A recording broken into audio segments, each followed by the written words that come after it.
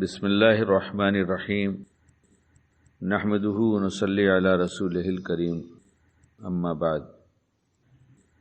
مناجات مقبول کے نام سے جو دعا کی کتاب ہے، جس میں 7 دنوں میں بہت ساری دعاؤں کو تقسیم کر کے لکھا گیا ہے کہ ایک ساتھ اتنی دعا کوئی نہیں پڑھ سکتا۔ پڑھنے والے تو پڑھ بھی لیتے ہیں، لیکن ہمارے جیسے تو نہیں پڑھ سکتے، اور کوئی پڑھ بھی لے تو روز نہیں پڑھ سکتا۔ اس لیے ہمارے بڑوں نے ہم پر بڑی محبت کے ساتھ ایسی شفقتیں فرمایا ہے کہ ہم سوچ نہیں سکتے کہ دینی باب میں بھی راحت کا سامان کیا اور دنیا کی باتوں کو بھی بڑے پیار سے سمجھایا ہے۔ اللہ کرے ہمیں ان پر اعتماد بھی ہو کہ ہمارے بڑے ہیں، صحیح ہیں، اور جو بات قرآن حدیث کی روشنی میں کہہ رہے ہیں سراسر ہماری خیر خواہی ہے، اور ہم اس کو سن کر عمل کرنے والے بن جائیں۔ ایک دوسری کتاب ایسی دعا کی حزب العظم کہی جاتی ہے۔ دونوں میں ایسی ہی دعائیں ہیں، ایک میں کچھ زیادہ ہے، ایک میں کچھ کم ہے۔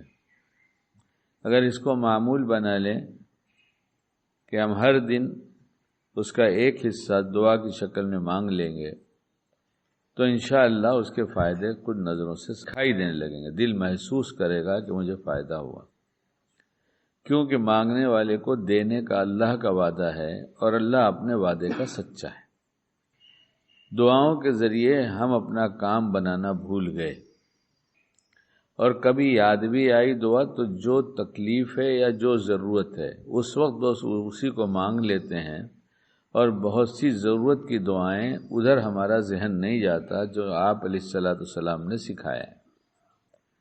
انہی دعاؤں میں ایک دعا ہے، اللہم اجعلنی فی عینی صغیرا وفی اعین الناس کبیرا، جس کا مطلب یہ ہے ہماری زبان میں کہ اللہ مجھ کو میری نظروں میں چھوٹا بنا دیجئے اور لوگوں کی نظروں میں بڑا بنا دیجئے۔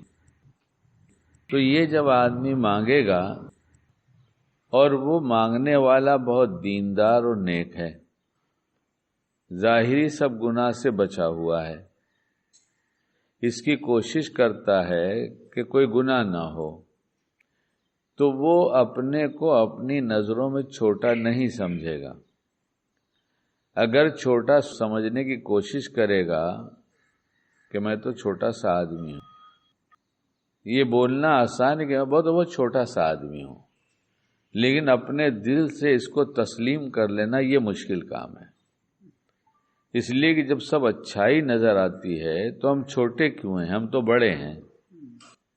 اس دعا کی برکت سے یہ ہوگا کہ اپنی وہ کمیاں نظر آنے لگیں گی، جس سے اپنی بڑائی خود ختم ہو جائے گی اور ہم چھوٹے بن جائیں گے اپنی نگاہ میں۔ اس دعا کا بہت فائدہ محسوس ہوا ہے، کیونکہ پوری دعا جو اس میں لکھی ہے، اللہم اجعلنی صبورا واجعلنی شکورا واجعلنی فی عینی صغیرا وفی اعین الناس کبیرا، تو اس کو مانگنے کی توفیق ہوئی اور بار بار مانگا گیا تو کھلے طور پر محسوس ہوا بالکل کہ اس کا فائدہ ملا۔ اس لیے ایسی دعاؤں کا بہت اہتمام کرنا چاہیے۔